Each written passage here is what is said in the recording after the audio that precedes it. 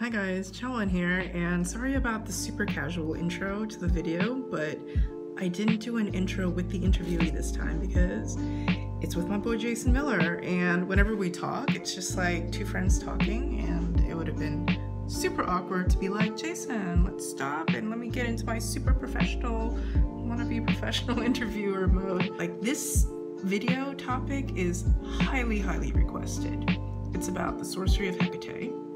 And 100% disclaimer, I'm a student of the course and I've actually taken it the past 2 cycles. And I recommend it to everybody.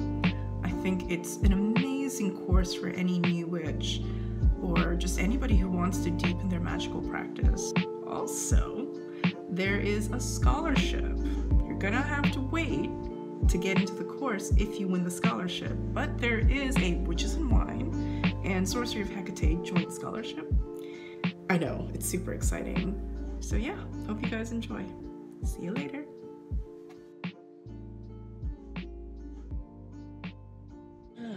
Now, is she Hekate or Hekate?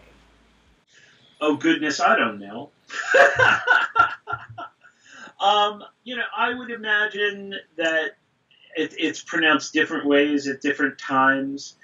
I was always told Hekate. Sometimes I will slip into Hekate.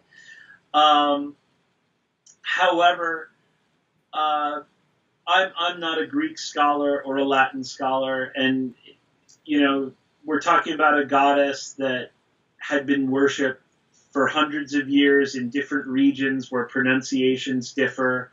Worshipped again in Rome, appears as part of the Chaldean Oracles all the way up into the 2nd century AD. And so to nail it down and say, yes, this is the correct thing, I stay out of that game. And I'm always reminded of a story from Tibet where a scholar is traveling and he ends up having to stay the night at this yogi's hut, this guy who's not very well educated and just practices all the time. And, he's got this very intense magical practice and he's saying his mantra all night long, and the scholar knocks on his door and says, you're saying that wrong. And he corrects his pronunciation, and the yogi, of course, is like, oh, goodness, I'm saying it wrong. I'm so stupid. You'll have to forgive me. And then the next morning, the scholar is on his way. He's on a boat. And running up alongside the boat, walking on the water, comes the yogi. And he's literally like doing the Jesus thing, but he's running alongside the boat. And he's doing this, of course, because of his magical mantric power. And he says to the scholar, I'm so stupid, I forgot already how to correctly do my practice. How do you say it? And the scholar's like, just never mind. Where does the accent fall? I don't know. My course, I pronounce things as I heard them, as they've been pronounced to me, but I also went ahead and got Magisa, who's a native Greek speaker and someone who also has studied ancient Greek, to do a lot of the pronunciations for people if they want to get down that road. And it's been looked at by several other people who teach Greek in college and cleaned up a bit here and there. I've taken the course. I've taken a couple of Jason's courses. And what I really like about all the courses that I've taken so far is that there's a lot of hardcore info and hardcore practice. Like, I think somebody who is intermediate and advanced would get so much out of it. But also a beginner can jump into it and not feel completely lost. And a lot of it too is, I think a lot of beginners get really hung up about these little details, like what's the correct pronunciation? Because we are going to do in the class a lot of stuff in Greek, in foreign languages. So it's really easy to get hung up on little things. But I like your philosophy of do the best you can, but just keep going. That's pretty much it.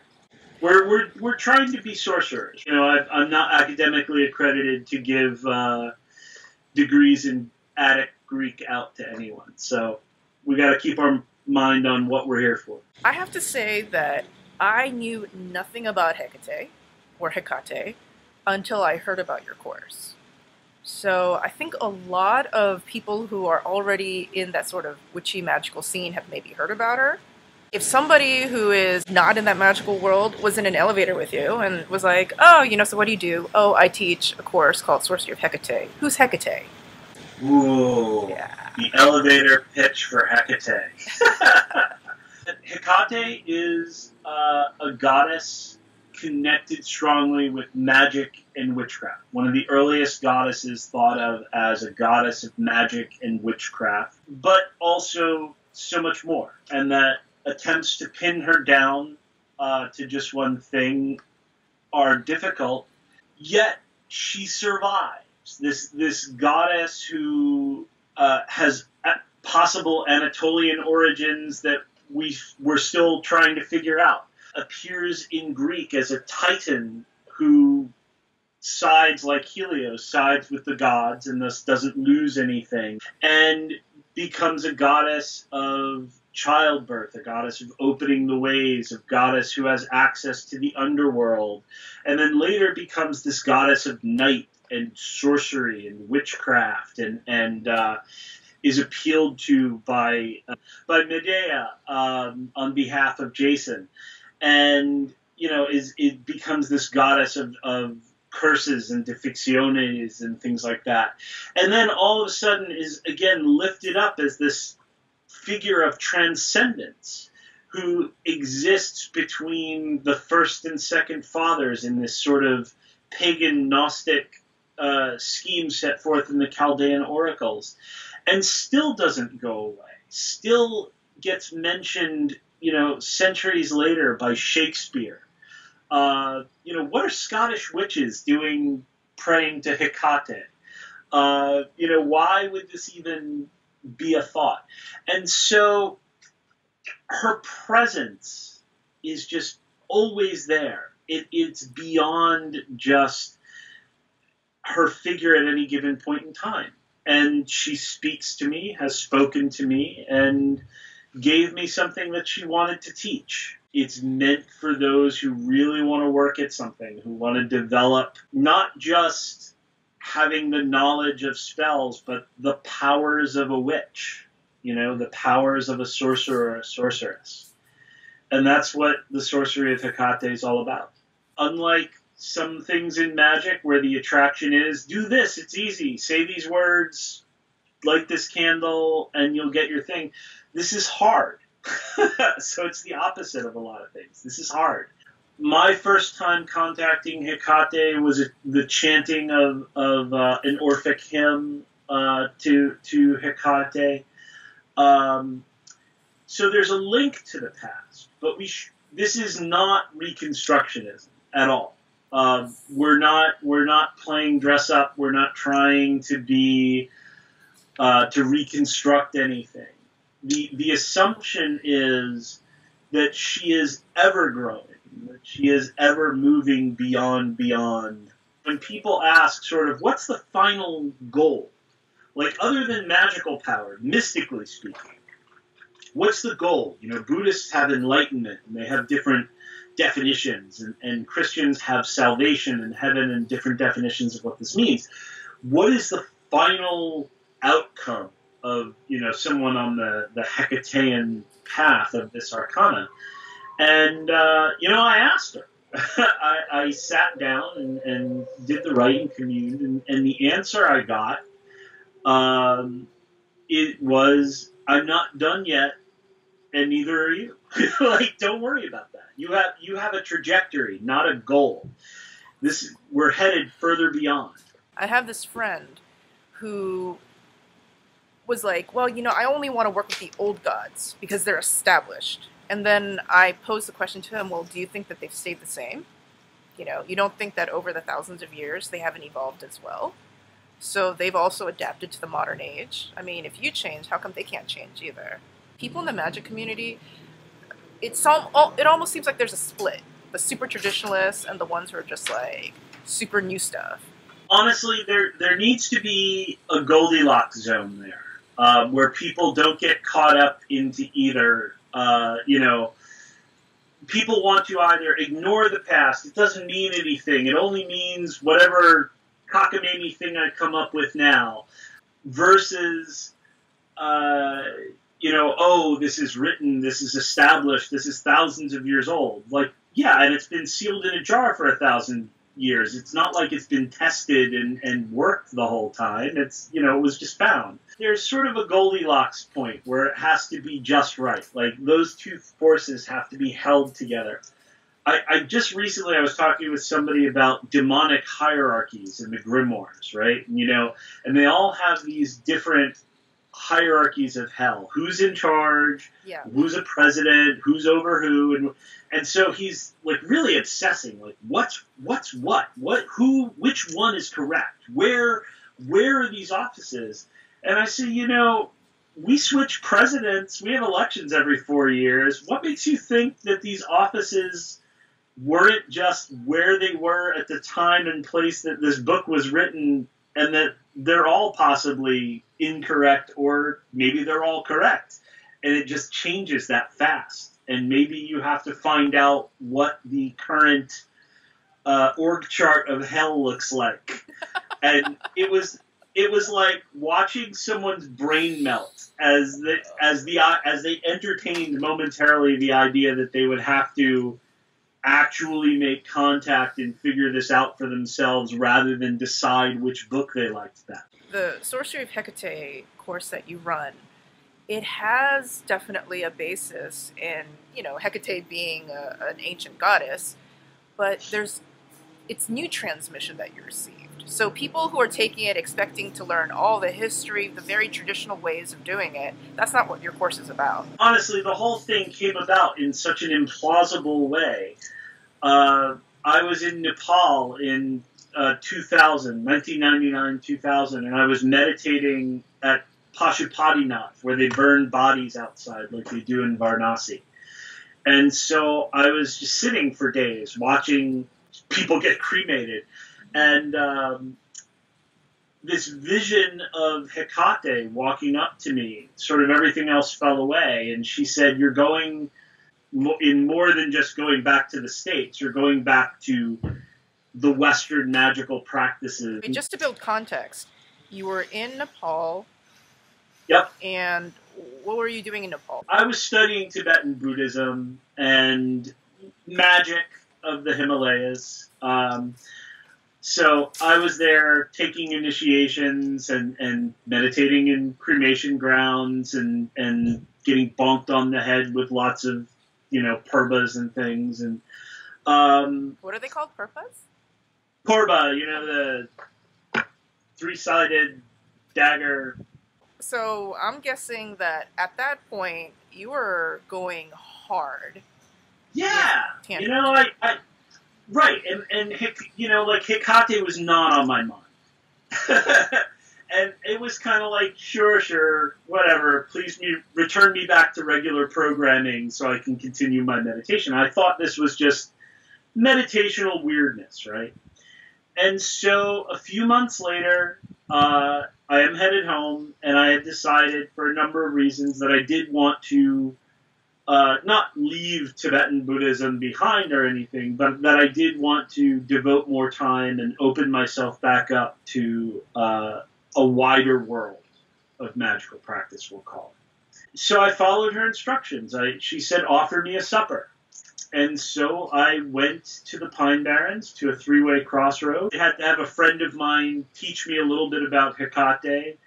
And so I offered some eggs and some honey and some wine and read her chant. And I had that vision again. And she appeared in a different form, this six-legged, six-armed form. And 4 other spirits appeared that were guardians of this arcana that she wanted me to teach. And she gave names that were, at the time I thought total nonsense. And the heads made no sense, and I wrote about them in Protection Reversal Magic.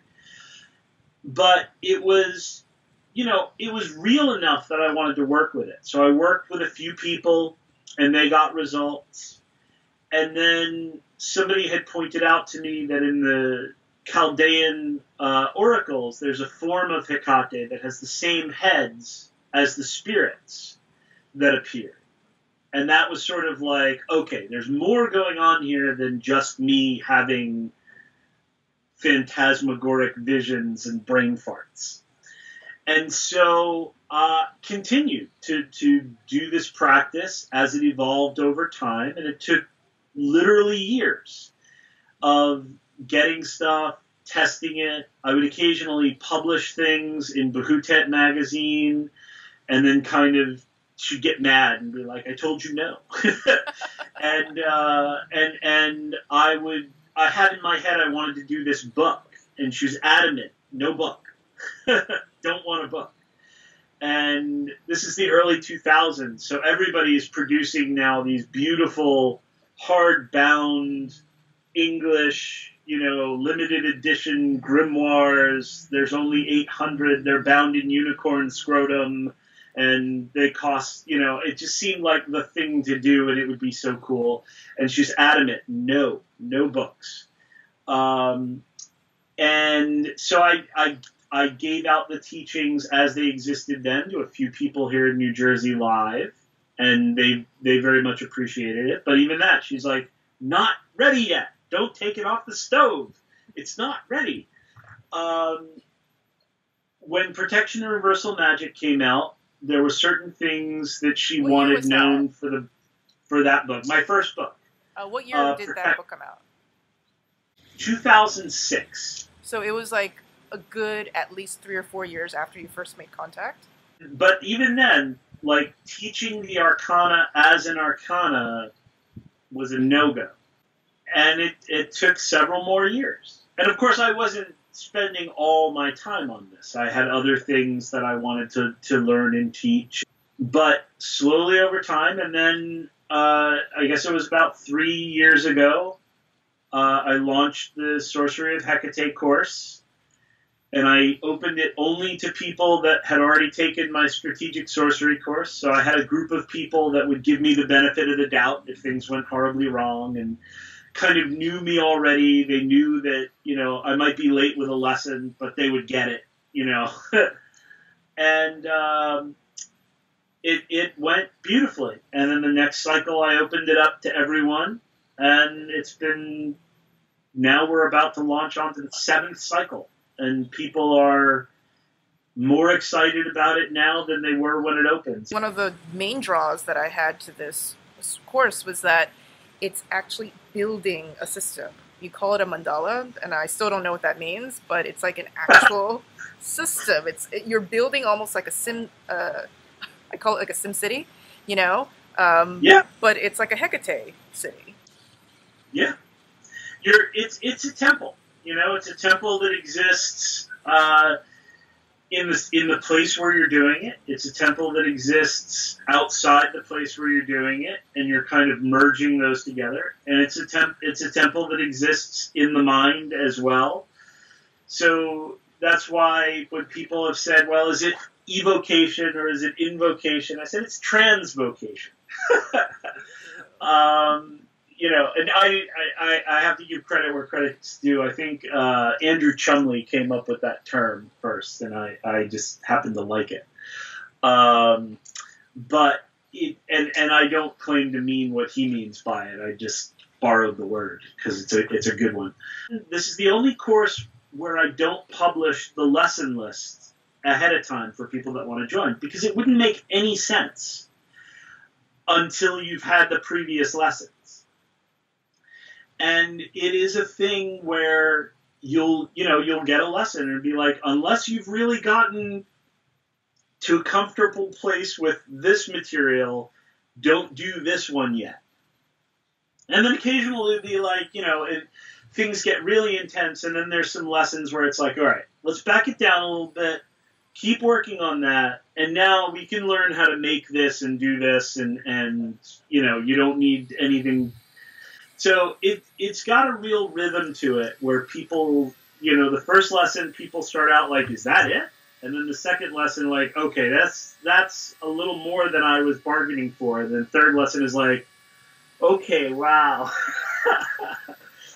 And then it's, it gets progressively more and more in depth, but with a few pullbacks and twists along the way. Like, each lesson builds on top of the other, so you can't just skip. And, Yeah. like, you get a lesson, and you're basically working it for about 2 weeks, right? So, like, 1 week, and then you get Q&A, and then there's another week to sort of integrate it. So you take your time building the foundations. You do. But by the end of the course, many people, if not most people, say they need more time. And so I let people retake it for free. So when people are in, say, session 6, they can join the next cycle if they need to kind of retake it or refresh. And then, then there's an additional part, Hekate 2, where we get more into what you can do once this is all established. Yeah, so how long is this course for? This is not just for like 8 weeks, right? This is for months. The first part is 7 months. The second part is 6 months. And then there's a society that people can join if they complete both parts. That costs nothing. It's sort of like a place to land where you can talk with other people who have had the same training, because you've gone through a fairly intense training and you have a common set of skills. That's a powerful thing. I'm always fascinated when a very strong female goddess makes contact with a man. It's like Peter Gray with Babylon and you with Hekate. Why did Hekate choose you? I don't think it had anything to do with my maleness. I was in a position to have some success teaching magic to others. In Philadelphia, before I left, I ran a group. Now I think it's a lodge for the OTO. I'm not a member anymore, but still proud that they're still around.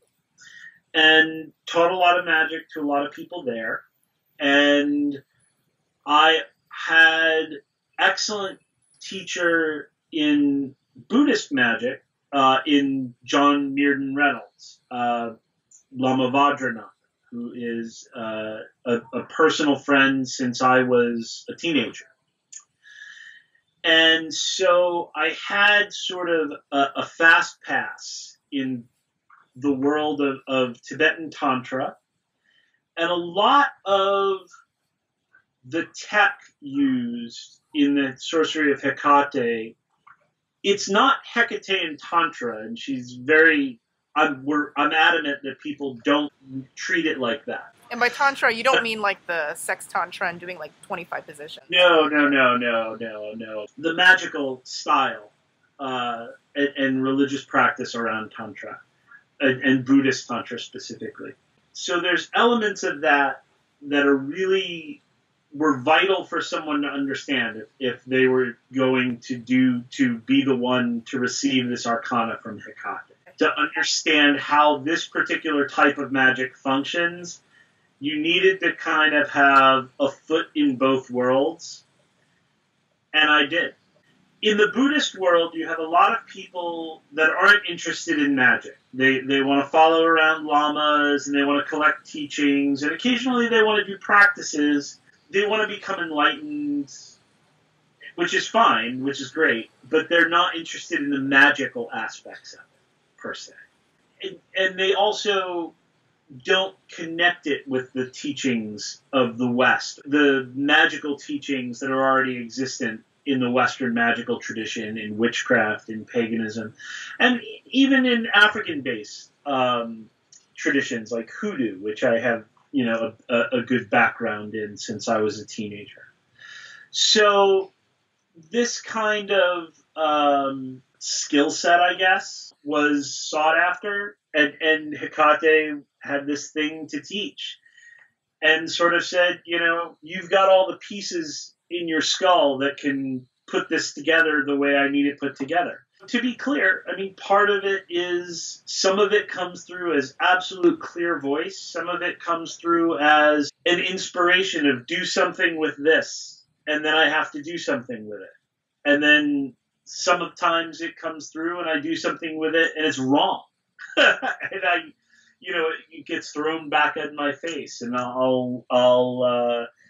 had to go back and retry. All of this was work, but for whatever reason, I happen to have that cross set of skills necessary to do this, and I guess that's why she picked me. That makes sense. You had liminal skill sets. I was not so devoted to Tibetan stuff that I was entering a Shedra and learning Tibetan, and yet I was deep into the magic style, and I do my work. I do the magic that I talk about, so there's that. So you actually have done every single lesson. Like, you built this thing up with Hekate, and you did everything, and then finally, when everything clicked, then you were just like, or Hekate was just like, all right, Jason, go for it.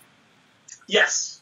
And there are parts of it that are still evolving, that I'll teach in like one-shot stuff to people who have completed both parts. So we'll eventually have some things like that after the course. But the basic structure of it is there and is done. Before I took your course, I decided, because it's $100 a month. Pretty sizable investment. So I decided I was going to research everything I could about Hekate, or Hekate. So I went on YouTube. There's a shit ton of videos from just everybody and their dog about Hekate right now. And almost every single video made her out to be a really ugly hag who's super scary. One guy, he was talking about how Hekate came to him like kind of in a dream state, and he had never been so terrified in his life. Like, she spoke, and her voice instilled fear in him. And I gotta say, there was a part of me that was just like, ooh, spooky. But there was also another part of me that was just like, I don't know if I can totally relate to that. But this Hekate that we're working with is a little bit different. Well, as you know, we work with a couple. There's a main aspect, and there's a couple different aspects where, there are some aspects where we turn the volume up on that atavistic part of Hekate, for sure. Another aspect we work with that is very savioress, However, Hekate was not largely this horrific. She certainly was never a crone, as she gets labeled a lot in neo-paganism. She was very often a young goddess, a beautiful goddess, not widely known as an amorous goddess. So she's not one that you have you can connect her. There are some scholars that connect her as having relations with Hermes, and others relations with Phorcys, the sea monster. But in general, this is a compassionate goddess. This is a goddess who would literally possess the bodies of women to protect the city. They would have a young virgin sacrificed, and she would literally take hold of this woman's body, the young virgin's body, to absorb the pain and so on of sacrifice. There are aspects that are this dark, startling thing. There are aspects that are this very transcendent otherness that can be difficult to relate to at times. And then there are also these very imminent, very earthy, kind of like accessible goddess who is not terrible at all. At first, I think a lot of witches, we're told that a goddess is just one way. Like, when we think about Venus, we mainly think of Venus like in a specific sort of like gorgeous, glamorous, and she's just, I don't know, like just love goddess, right? But now that I've learned more about Venus, there's many aspects to Venus as well. I wrote about it on Instagram. There's like Venus Luxuria and Venus Voluptas. Different aspects, just like a woman, we often talk about the many different sides of a woman and many different archetypes within the same woman. So it makes sense to me now, of course. Hekate is just like all women, very complicated. Right. There's like a wrathful side, but there's also that very nurturing side as well. This is a goddess who was invoked to protect homes and invoked to protect the cities and towns at the rim roads. This is, you know, a goddess who's a goddess of childbirth, who protects mothers giving birth. Absolutely multifaceted. And, you know, I always point out that if one looks at Venus or Aphrodite as purely this loving, love goddess thing, you ignore the fact that probably no god or goddess can be traced as the starter of more wars than she was. So it's, you know, it's never that simple. It's never that two-dimensional. You know, the dark side of the desire to be the master of knowing all these gods and goddesses, of being eclectic and being able to run around to this and that and this and that and this and that, is never really spending time getting to know one figure, one goddess, and instead coming up with this soup that you can easily throw them into categories. Oh, Venus, love, boom. Jupiter, money, boom. You know, Aries, war, oh, rough. You know, and so it's not that simple ever. Why this course, it takes over months and months and months to build this Hekate city, is that we're exploring all the different sides of Hekate and all her, you know, all of her, I would say, like, her crew, her entourage. Many different spirits. So the same, you know, the same goddess that can hang with the Fates, can hang with the Graces, and the Furies. And so these are, you know, these are significantly different powers, but as a liminal goddess. This was another thing that I could totally relate to as a woman, which is, first of all, Hekate is complicated, many different sides, and depending on which group she's with and her entourage or crew, like when you're hanging out with like your work buddies, like the 3 girls that you have lunch with, you're different than if you're hanging out with like the girls you go clubbing with. Different sides of Hekate, but also different friend groups, but they're all still the same woman, still the same goddess. Let's talk a little bit more about the actual course. So let's say that you're really new at magic. Is this course appropriate for you? You know, I'm going to go ahead and say yes, because there have been a few people who are very new at magic that have taken the course and have done well. And in fact, in some ways, they have less that they have to unlearn and get rid of. So there's a Q&A for a reason. And sometimes I'll go for an hour and a half answering questions. And if you're serious enough to ask the question, I, you know, only once have in any cycle have I had to limit the questions because, you know, it was just getting too crazy. You know, I would say that if you're a brand new person, if there's something you don't know, because I used a term that I think most people with, say, a year or two of experience in the magical community would know, then just ask for clarification. Either in the group, if it's a basic question and somebody there will answer. There's senior students in every cycle now, which is awesome, makes my life easier. And then there's also me, the bi-weekly Q&As, where I'll answer the question. I'm thinking about me about 1.5 years, 2 years ago, where I was just still straight up hardcore atheist, and I was like, magic is a psychological model. Maybe I wouldn't have been ready for Hekate. What do you think? If you were open enough to try it without demanding it adhere to that, then it would have had the same effect that, say, your Jupiter work did. Sort of like, okay, this worked. You know, why did this work? Because ultimately it doesn't matter. She doesn't need you to believe in her. It's not a faith-based thing. You know, I always say you don't need to believe in your car for it to start. You just need to get in, assume that it's really there, and turn the key and get it to work. And so the models for atheists and things like that, they're only problematic if they start tweaking how magic's done to adapt to them.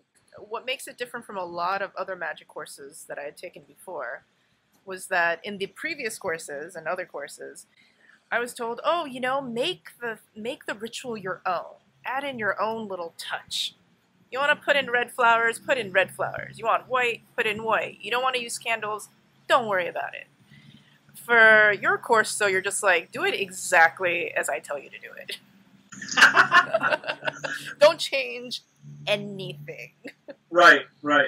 Well, I mean, there are some things, but then, you know, it's funny too. Like, I get the structure around, and then I say, well, here's where you can insert a spell or something like that.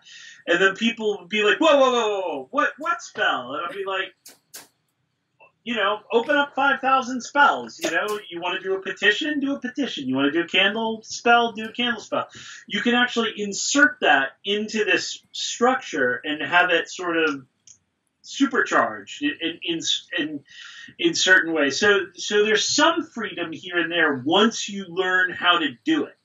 It's sort of, well, we were talking about martial arts earlier. It's a little bit like you have to learn the form. You have to learn the kata. You have to learn how to do this. Once you do, you can put your flourish on it. You can, you know, switch out a move for another move when needed. And ultimately, the whole course is really about learning one ritual. For somebody who's new, this is great because instead of feeling overwhelmed like, oh my God, you know, do I have to like do this or that? It's like you follow the directions, and then of course you're going to have questions. And this is why you give us like a week to do it after you give us a lesson. And then we just throw at you every single question that we have. And like you record your answers, and then we get the Q&A. And then each round, there's, of course, different people and different questions. So the Q&A from round 5 that I started in, very different from the Q&As in round 6. And each lesson has their Q&A. And so in that sense, it's like you do the same lesson, but because the Q&A is ever evolving, you're always learning something new, and then you're just like, holy shit, this is a lot more deeper and more intense. Like every time I listen to lesson 1, I get something new out of it. And it's funny, the do what I say and do it this way. There are people who come at it with like 20 years of experience, of 20 years of having been told, do whatever you feel. Doing even just the 5-minute chanting every day. Of like, even if you're doing this on the toilet, just do this every day so you don't lose the connection. And they're like, you know, but it's not what I want to do. It's not from my special place of individualness. And I'm like, no, it's not. It's not a mirror reflection of who you are right now. And if that's all you want, you don't need to pay anyone for that. So that's, you know, that's not something you learn. What does our Hekate look like? Well, you know, there are other forms, but the main form we work with, she's youthful, appears with 3 faces, appears with 6 arms, and 6 legs in kind of a dancing posture. She's holding various implements, dagger, vase, serpent, torches. Of course, she's always, you know, got the torches. A saffron Greek dress. I always tell people when they do drawings of her, I'm like, we're not trying to make like either a Baba Boom goddess with boobs everywhere, you know, like, nor are we trying to make something not that. Just how a real woman would look if she were to have 3 faces, 6 arms, and 6 legs. A lot of people have now done artist renderings of this, and you could see Cat Lunos or any of the various images I throw up on Strategic Sorcery. When I'm promoting the course, I always, you know, for like every post I make about it, I throw up somebody else's art. Because visualization is a big part of it, and actually every single day, like the minimum is you have to visualize her, and you have to do her mantra. Right. But a lot of people are just like, I suck at visualization. So the visual part of it is something that doesn't come easily for everyone. However, if you have, you know, you can post up the image and do the mantra while looking at it. And then close your eyes at a certain point.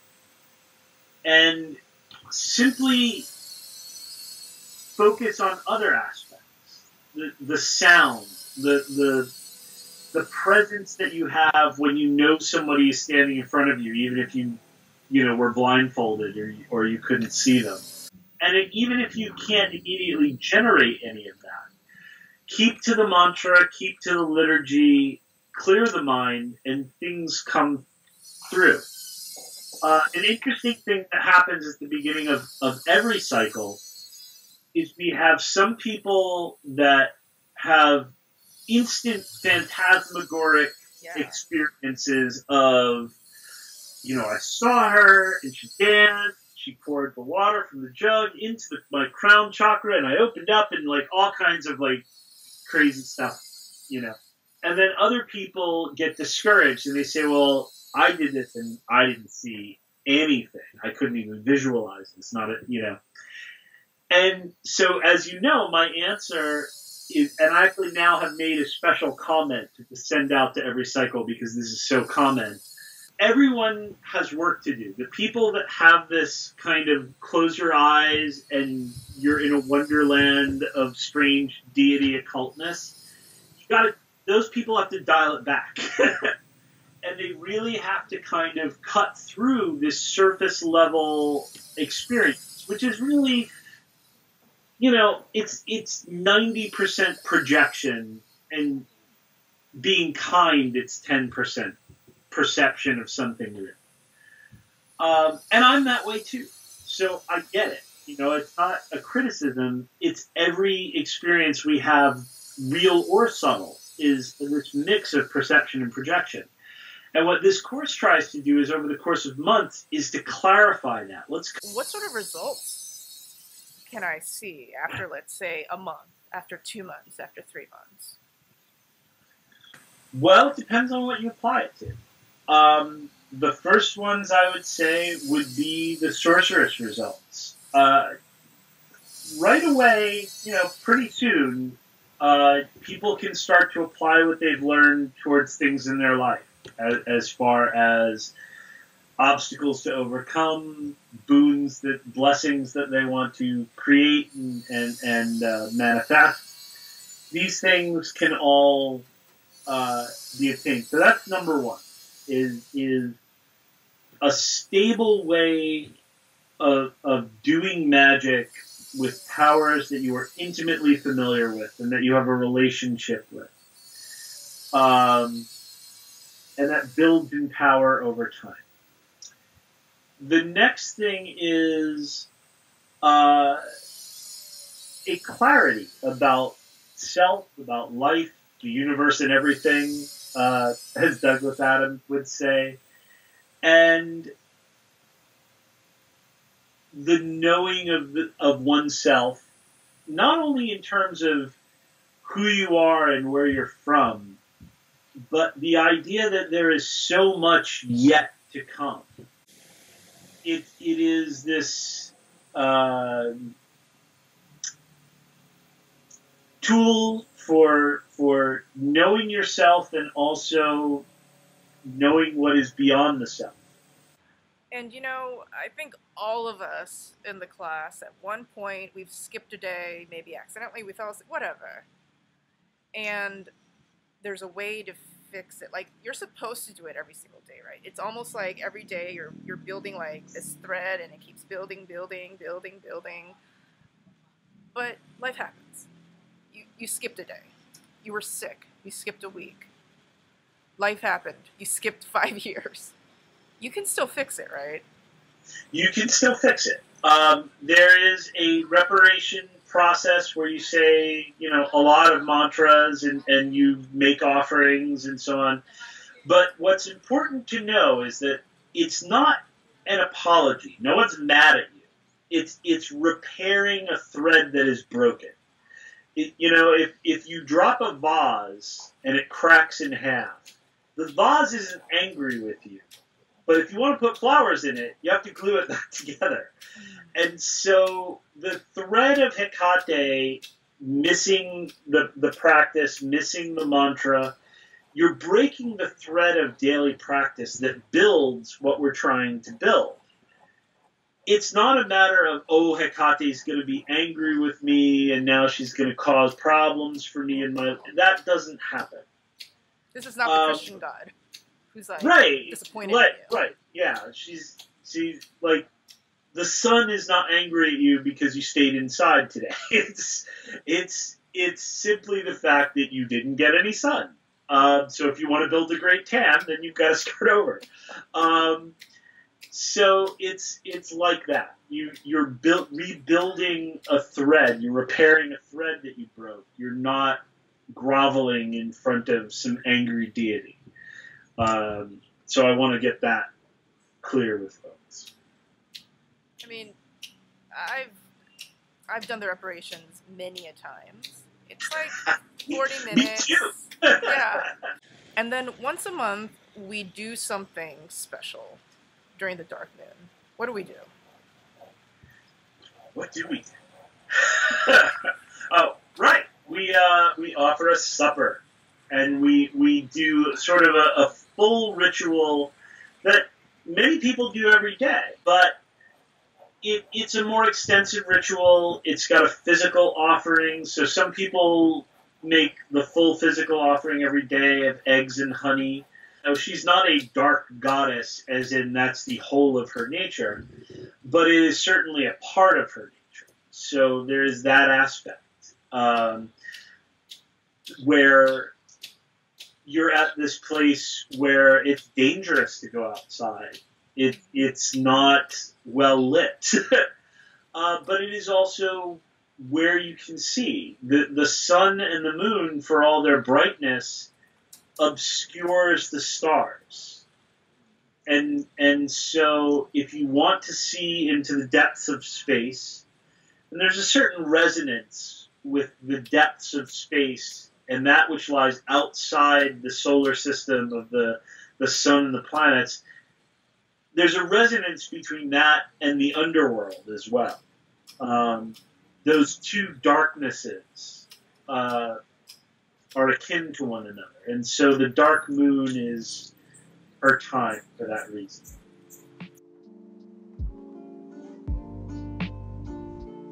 What was the most impressive experiences of one of your students? To me, the most impressive results are always sort of the hard and fast things that you can track. There was a case a while back where someone's life was really in danger, and they credit Hekate with... like physical danger? Yeah, very physical, police-involved kind of danger.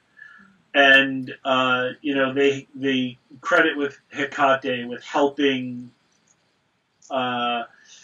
eliminate the danger, the dangerous person. Other people have used the Hekate work to start businesses. There are several people who credit healings to the work that they've done. I'm very careful about crediting these things just to Hekate or to this work, because sorcery doesn't ever happen in a vacuum.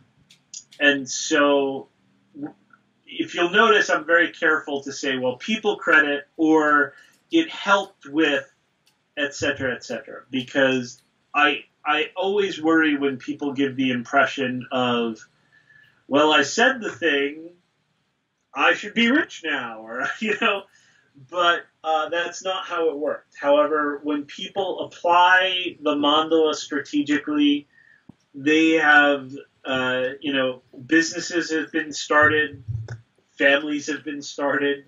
I use Hekate for this YouTube channel. There you go. And look at you. I mean, you're everywhere now. And I remember also like a story of one student. She used the mandala to help her sister, so it's not just helping herself. One person who I let join on a scholarship, and then they went back and they actually paid for somebody else because they were, nearly homeless when they started. But I knew that they were a person who was very serious about the work. And then that person who helped their sister, and she gave me permission to say this, her sister was homeless, and, life turned around because her sister was able to harness the sorcery of Hekate through the course. And I'm sure, and apply it wisely. That's the big thing. Apply it wisely along with good living strategies. Do you offer scholarships for this course? There was a waiting list that was like 3 cycles long. And so this cycle, there are people being let in on scholarship because they've been waiting for a year and a half. Next question. Hi, so my question is that I feel like I've been receiving a lot of kind of signs through dreams and just stuff that's happening in my life, like so many different things at the same time that I started researching it, and all like keys and black dogs and crossroads. And so when I researched it, it sounded a lot like Hekate, like to the point where I sort of impulsively went and bought this black puppy when I had no intention of buying a dog at all. But anyway, so I've been trying to do research on her, and I guess I'm just looking for some advice or ideas of what this could maybe mean, and just any advice you might have. Okay, thanks. So, those kinds of things are great. It's always interesting when signs don't come through like, "Ooh, I saw." They very often will come in physical things. And so, yeah, it sounds like you're being pushed to work with Hekate. Through my course or through another means. Either, I'm not the only means. But it actually, speaking back to Soviet and Mercedes' question about impressive results, I can't believe I didn't bring this up. In the first cycle, someone took the course, and I think in like week 3, 2 dogs basically just showed up on their doorstep and wouldn't leave and hung out. So black dogs traditionally are associated with Hekate.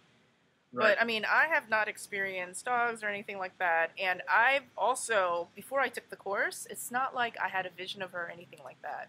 So I don't feel like she chose me.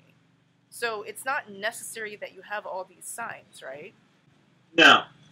It's definitely not. People can choose out of their own interest, out of curiosity, out of many things. And sometimes, sometimes a god or a goddess or a spirit calls you to something, and you don't have to say yes either. I have a few times felt the call of a goddess or a spirit, and been like, no, too high maintenance, no good, don't have time for this right now. That's one of the things that I always wonder about, like, who would be the ideal person to take this course? I mean, I know that probably I would have been like, well, I don't think I'm that person because I'm not getting any sort of signs from her. I've never even heard of her. Like, this is like 2 years ago, right, when I'm just starting out. So who should take this course?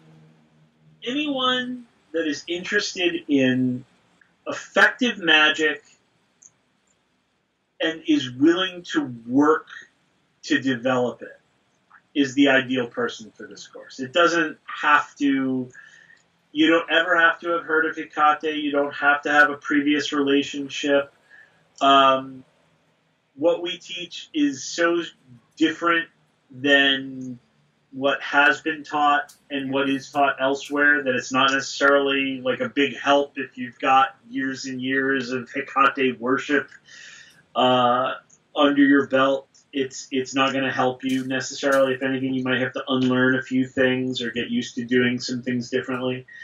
A general attitude of like, this isn't Jesus. We're not approaching it in that route. I think that's something to really stress here. Like, I didn't have any sort of obvious calling from her. And when I started the course, I was still a pretty newbie witch, and I was still sort of in that magic as a psychological model. But I took the course because I thought I needed to learn a complete magical system. Like, I needed to learn something from start to finish, something that was complete, not just a little hodgepodge of this and this and this and this. I wanted to learn a complete magical system. And I thought, okay, worst case scenario, I learned this and I decide, you know what, Hekate and I, this is cool for now, but I'm going to move on. And then I've learned like a magical system. Actually, most of the questions people ask are about, how do I know I should take this course? How do I know if I'm being called? I think people are waiting or looking for signs that they should take the course. Their interest is the sign. I personally took it as my curiosity. I took that as the sign that I should take the course. The fact that I first of all came across information about the course, and then I had enough interest to go on YouTube and look up all the videos about Hekate. You know, because there's a million other things I could have looked up, but I was just like, you know what? I'm just going to look up Hekate and see what's up. You know what? Here's the answer. Here's the answer to that question. You're a budding sorcerer or sorceress or witch or magician. Your agency matters. It's not about being meant to do it. It's not about some otherworldly power forcing you to do it or calling you to do it. Do you want to do it? Do you feel called to do it? And do you feel up to the work involved? Is it interesting? Is it in line with your goals? Then do it. But people have a very religious idea of, you know, there should be some kind of power that tells them to do it or not do it. It's like, do you want to do it or do you not want to do it? It's as easy as that in a lot of ways. It is just, yeah. It's just that. You know what, like, that's the main thing that kind of, I feel that a lot of witches, they're looking for signs from the universe. You know, and you're right, it's about that agency that they want the universe to decide for them. Sometimes you just do it because you want to do it. Just do it because you want to. Just do it because you want to. Yeah, so, okay, like, I'll talk a little bit first about the benefits it's given me. As I've mentioned, it wasn't like Hekate called to me. I didn't see dogs. I didn't see crossroads or keys or anything like that.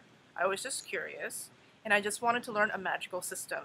And the fact that it was about 7 months, you know, more than half a year, that was appealing to me because it seemed substantial. It seemed meaty. So I decided I was going to try it. And again, I was pretty new at Witchcraft. I was still like 1 foot in the psychological model. Magic is only psychological. What the course helped me with was to get my mindset out of just magic is purely psychological to there must be more to this. Because when you're building that Hekate city or that temple in your mind, and you start seeing results, and you're like, I didn't even believe in this.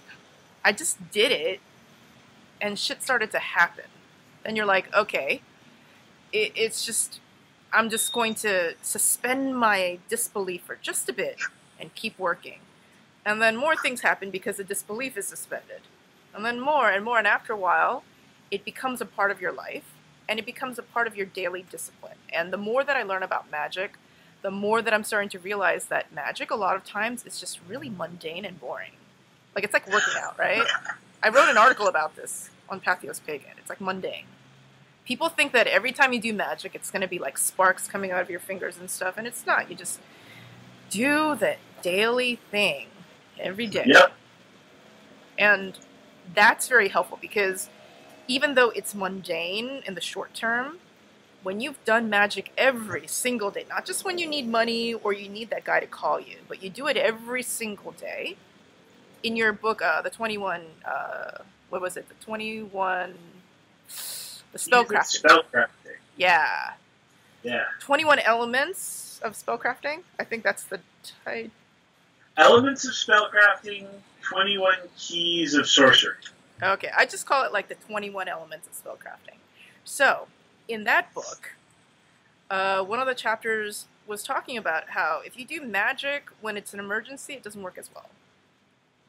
You know, like you're trying to build a magical life so that you don't have that sort of like, I'm just gonna, you know, binge workout when I need to like get fit for like have a bikini bod. When you're constantly working out all year, you know, it's better that way. Absolutely. And then you can ramp it up when summer comes, but at least you have something to build on. So doing magic every single day, even when you don't feel like it, even if you skip a couple days and you need to do reparations, you just go back to it. And I've been doing this for about more than a year now, I guess, because each cycle is 7 months, and I've been in 2 cycles so far. So my magic, I've seen an absolute progression and an evolution of it.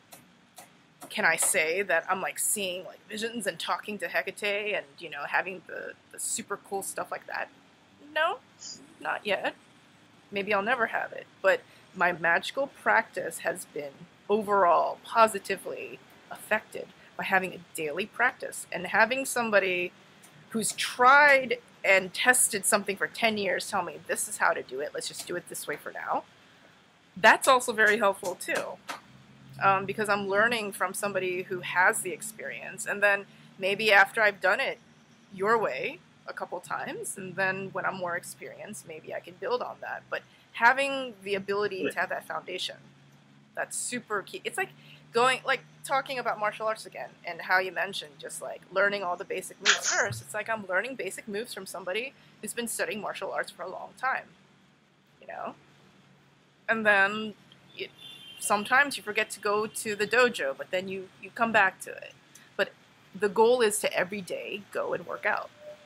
And Absolutely. That's, to me, the greatest benefit of doing the course. It doesn't sound super magical and mystical and like super like glittery and like unicorn, like whatever. But in a lot of ways, because I feel like we're living this mundane life and having kind of like a mundane thing to do every single day, that makes this a sustainable practice, and it makes it something that's made my mundane life feel a little bit more magical. So it's almost like to become more magical, it had to be mundane, and now it's more magical. When you decided, I want to change, I think I'll move to Bali. It happened quick. It happened quick. It happened super quick. It happened super quick, and I worked with Hekate about this. And also you made suggestions on... Hekate is not someone you just work with exclusively. Hekate is not a jealous goddess, right? No.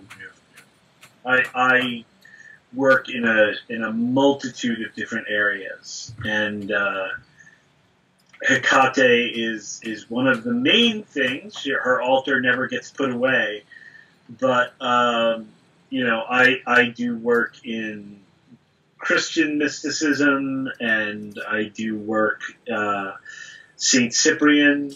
I have a whole other course called the Black School of Saint Cyprian. I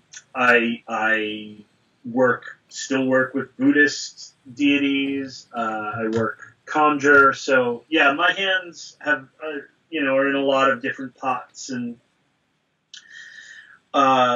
Hekate is not a jealous goddess who demands fealty.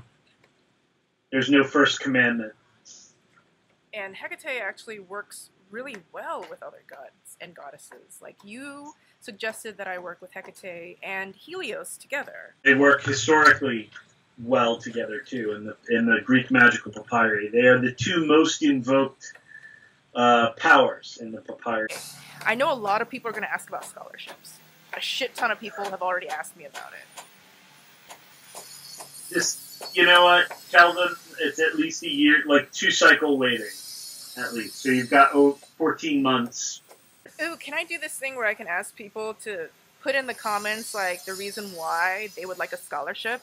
And then I could choose, like, maybe, like, 2 people for you to consider? Sure. Yeah. Sure. If you want to. The Witches and Wine Scholarship. Yes. So guys, put in the comments down below why you would like a scholarship. And I would love to read your compelling reasons why.